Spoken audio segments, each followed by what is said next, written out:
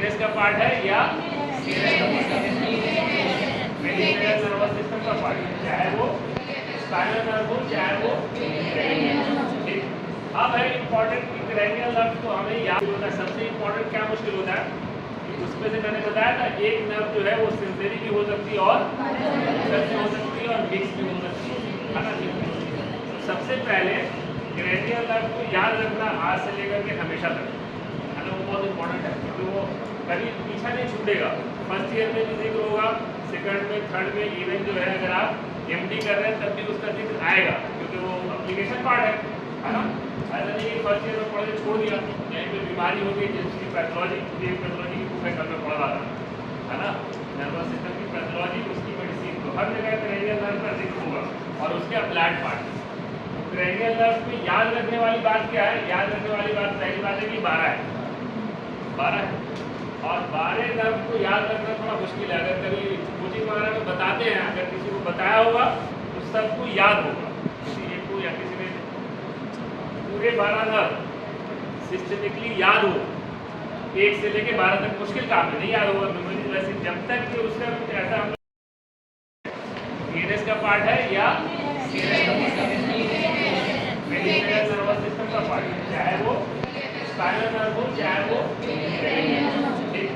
अब है important cranial nerve, तो हमें याद करना थोड़ा मुश्किल होता है ना। क्रैनियल नर्व को याद करना मुश्किल होता है। सबसे इम्पोर्टेंट क्या मुश्किल होता है कि उसमें से मैंने बताया था एक नर्व जो है वो सेंसरी भी हो सकती है और हो सकती है और मिक्स भी हो सकती है ना। तो सबसे पहले क्रैनियल नर्व को याद रखना आज से लेकर के हमेशा तक, है ना, वो बहुत इंपॉर्टेंट है क्योंकि वो कभी पीछा नहीं छूटेगा। फर्स्ट ईयर में भी जिक्र होगा, सेकंड में, थर्ड में, इवन जो है अगर आप एमडी कर रहे हैं तब भी उसका जिक्र आएगा क्योंकि वो एप्लीकेशन पार्ट है ना। ऐसा नहीं कि फर्स्ट ईयर में पढ़ के छोड़ दिया, कहीं पे बीमारी हो गई जिसकी पैथोलॉजी की बुक है, कल में पढ़ रहा था, है ना, नर्वस सिस्टम की पैथोलॉजी, उसकी मेडिसिन, तो हर जगह क्रैनियल नर्व का जिक्र होगा और उसके अप्लाइड पार्ट। क्रैनियल नर्व में याद रखने वाली बात क्या है? याद रखने वाली बात पहली बात है कि 12 है, 12 है, और 12 नर्व को याद रखना थोड़ा मुश्किल है। अगर कभी कोचिंग वगैरह में बताते हैं, अगर किसी को बताया होगा तो सबको याद होगा, किसी एक को या किसी ने पूरे 12 नर्व सिस्टमिकली याद हो, 1 से लेके 12 तक मुश्किल काम है, नहीं याद होगा मेमोरी। वैसे जब तक कि उसका कुछ ऐसा हम लोग तरीका नहीं निकाले जिससे कि याद हो सके, है ना, जैसे उसका चाहे वो टीचर हो चाहे कोई भी हो, उसका कुछ ऐसा तरीका निकालना पड़ेगा जिससे कि हमें याद हो सके। तो उसका सबसे आसान तरीका क्या है? नेमोनिक्स, है ना, सबसे आसान तरीका है नेमोनिक्स। और नेमोनिक्स को भी याद रखना इतना आसान नहीं होता, है ना। कई नेमोनिक्स में देखता हूँ वो उतना टफ होता है कि नेमोनिक्स को याद रखना मुश्किल होता है। बाकी तो उसके सीक्वेंस को याद रखना दूसरी बात है, नेमोनिक्स ही नहीं याद रहते। तो ऐसा आसान नेमोनिक्स हो जिससे हमें 12 क्रैनियल नर्व याद हो जाए। आज 12 क्रैनियल नर्व याद हो जाए और आज कौन सेंसरी है, कौन मोटर है, कौन मिक्स है, वो भी याद हो जाए, है ना, एक ही बार है और वो हमेशा के लिए याद है। ऐसा होना मुश्किल नहीं है, ऐसा होना बहुत आसान है। अगर हम लोग कैसे याद करेंगे? सिंपली क्या याद करेंगे? वो टच एंड फील बिना देखे बोला जा सकता है। Touch and feel very good velvet and hat. वो touch and feel very good velvet and hat, है ना। वो touch and feel very good velvet and hat. ये लाइन अगर याद रहेगी तो आपको सारे क्रैनियल नर्व याद रहेंगे, है ना, सारे क्रैनियल नर्व याद रहेंगे। उसका सबसे आसान नेमोनिक्स यही है, वो touch and feel very good velvet and hat, है ना। इसको ये याद रहेगा तो एग्जाम में भी लिखने में आसानी होगी और उसको हमें याद भी रखना बहुत आसान हो जाएगा। क्रैनियल बाद में पूछूंगा सबसे, है ना, अभी लिख लेंगे, फिर मैं कभी प्रैक्टिकल में या पूछूंगा और सबको वो नर्व बताने होंगे बहुत, क्योंकि याद हो जाएगा तो बताना मुश्किल नहीं है। वो touch and feel very good velvet and hat, है ना, जितनी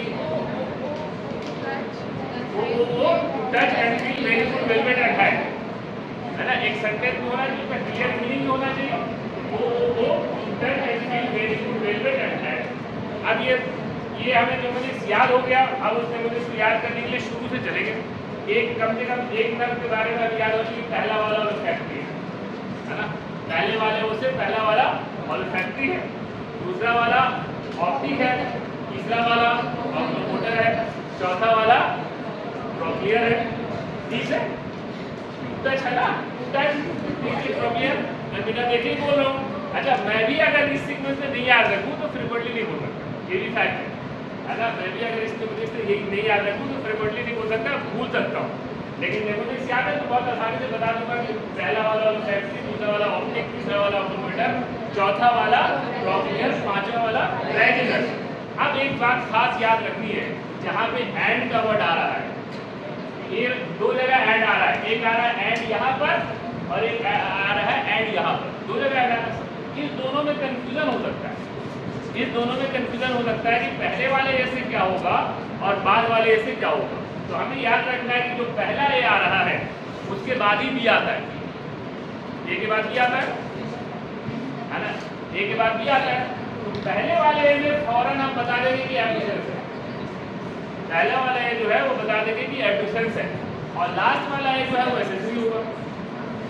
लास्ट वाला जो होगा, लास्ट मतलब सेकंड लास्ट, लास्ट वाला मतलब सेकंड लास्ट, बाद वाला जो ये होगा वो एसेसरी होगा। एसेसरी चीजें हमेशा बाद में आती है, नेसेसरी के बाद एसेसरी का कंसेप्ट है ना। कुछ चीजें नेसेसरी होती है, कुछ चीजें एसेसरी होती है।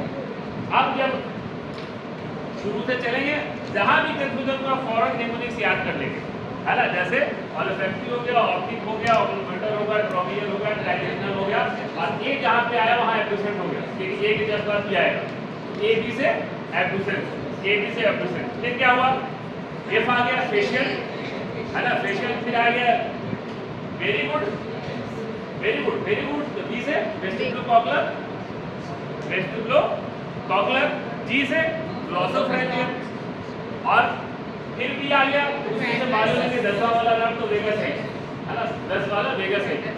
और उसके बाद फिर क्या आ गया, ए आ गया, तो उससे एसेसरी हो गया, बाद वाला है जो एसेसरी है, और लास्ट वाला हेड से हो गया हाइपोग्लोस। इसको अगर आप 3-4 बार मतलब क्या करते हो, उसको रिवाइज कर ले, 3-4 बार उसको रिपीट कर ले, 3-4 बार उसको प्रैक्टिस कर ले, 3-4 बार प्रैक्टिस कर लेंगे तो हमेशा याद रहेगा, है ना। नेमोनिक्स याद रहेगा, oh to touch and feel very good velvet and hand, touch and feel very good velvet and hand. इस तरह से आपको शुरू से लेके 12वां नर्व तक याद रखना है। ये तो बात हो गई कि हम 12 क्रेनियल नर्व कैसे याद रखें, है ना। ये हो गया कि 12 क्रेनियल नर्व कैसे याद रखें। अब इसमें दूसरा जो मसला आता है वो आता है कि कौन सी सेंसरी है और कौन सी मोटर है और कौन सी मिक्स है ना। कौन सी सेंसरी है, कौन सी मोटर है, कौन सी मिक्स है। 12 नर्व को हमको याद कर लेना आज ही, ये कहीं कोई कंफ्यूजन नहीं होगा, ये सेंसरी, ये मोटर और ये मिक्स। कैसे याद करेंगे, सबसे सिंपल, ये मेरा ही बनाया हुआ है, हाँ।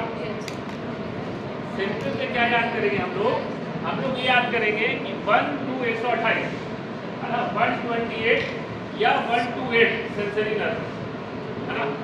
1 to 8 जो है वो सेंसरी नर्व है, 1 to 8 सेंसरी नर्व है, ये याद करेंगे कि 1 to 8 सेंसरी नर्व है। तो मैं जैसे ही पूछूंगा ऑप्टिक नर्व कौन सा होगा, सेंसरी मिक्स या मोटर,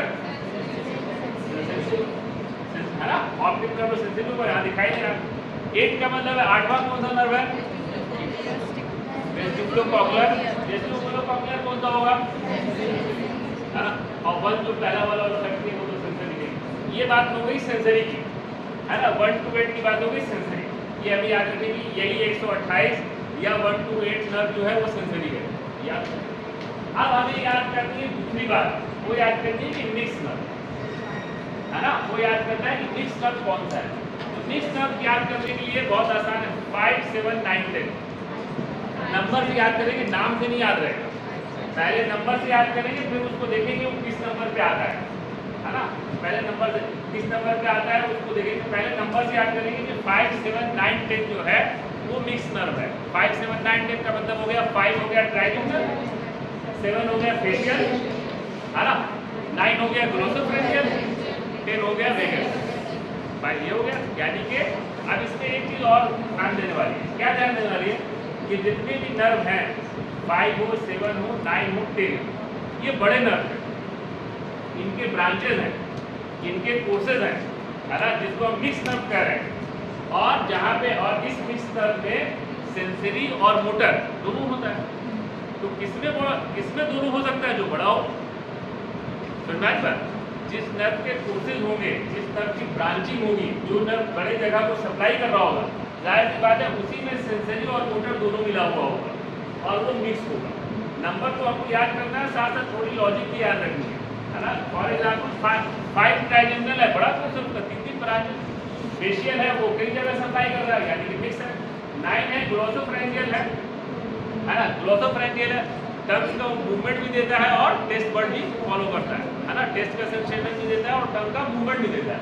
10 तो देगा सही। लार्जेस्ट उसका कोर्स है, वो सारे जगह तक जा रहा है, यानी कि जो बड़े नर्व है वो मिक्स नर्व है।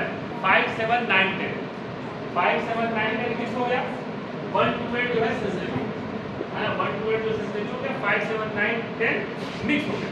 अब जो भी बचेगा वो मोटर होगा, उसको हमें याद नहीं करना है ना। सब चीज़ नहीं याद कर सकते। एक को हमेशा एक्सक्लूड रखते हैं और वो याद रहता है ना। एक को हमेशा एक्सक्लूड रखते हैं, वो याद रहता है, यानी कि 1 to 8 सेंसरी नर्व हो गए, 5, 7, 9, 10 मिक्स हो गया। बाकी जो भी बचा वो सारे के सारे मोटर है, सारे के सारे मोटर है। फॉर एग्जाम्पल जब हम बात करेंगे कि 3 नंबर का नर्व कैसा होगा? मोटर होगा। 3 नंबर का नर्व जो होगा वो मोटर होगा। 4 नंबर का नर्व कैसा होगा? मोटर होगा है ना। 6 नंबर का नर्व कैसा होगा? मोटर होगा। ठीक। 8 नंबर का नर्व कैसा होगा? सेंसरी। क्यों? क्योंकि 1 to 8 से 8 नंबर से पता है कि 1 to 8 जो है सेंसरी है, तो 1 to 8 नंबर जो सेंसरी होगी। बाकी यानी कि जब हम 1 to 8 सेंसरी याद कर लेंगे, 5, 7, 9, 10 मिक्स याद कर लेंगे, तो बाकी सब मोटर है। तो 12 जो क्रैनियल नर्व है उसको हमें यही क्लियर हो जाएगा कि ये सेंसरी है, ये मोटर है और ये मिक्स है। फॉर एग्जाम्पल जैसे मैं बात करूँ 11 नंबर का नर्व 11 नंबर SS3 कौन सा होगा? मोटर होगा, क्योंकि इसमें कहीं भी दिखाई नहीं दे रहा है। ठीक है ना, क्लियर है। 12 नंबर का नर्व 12 नंबर का नर्व जो है मोटर होगा, यहाँ नहीं दिखाई दे रहा। इसका मतलब ये हुआ अगर हम ये 2 चीज याद रखें तो बाकी चीज याद नहीं। यही तरीका याद करने का, दूसरा कोई तरीका नहीं है। अगर हम चाहें कि एक तेजी से रट के याद कर ले तो नहीं हो पाएगा, है ना। पॉसिबल नहीं है, कंफ्यूजन क्रिएट होगा। लेकिन अगर हम इस तरीके से याद रखेंगे, अभी से लेकर के आपके जिंदगी भर याद है ना। अपने बच्चों को पढ़ाएंगे तो इसी तरीके से पढ़ा सकते हैं। 1 to 8 सेंसरी और 5, 7, 9, 10 मिक्स और उसके बाद बाकी जो बचा मोटर है ना। बाकी जो बचा मोटर होगा। ये क्रैनियल नर्व को याद रखने का तरीका है। एक तो उसके न्यूमोनिक्स याद रखते हैं, वो touch and feel very good velvet and hand, ये touch and feel very good velvet hand. I think अब नहीं भूलेंगे आप लोग, है ना। याद रहेगा, फिर मैं अगले कभी किसी प्रैक्टिकल में पूछूंगा, है ना। ठीक है, ये बात होगी आपकी क्रैनियल नर्व को कैसे याद रखा जाता है।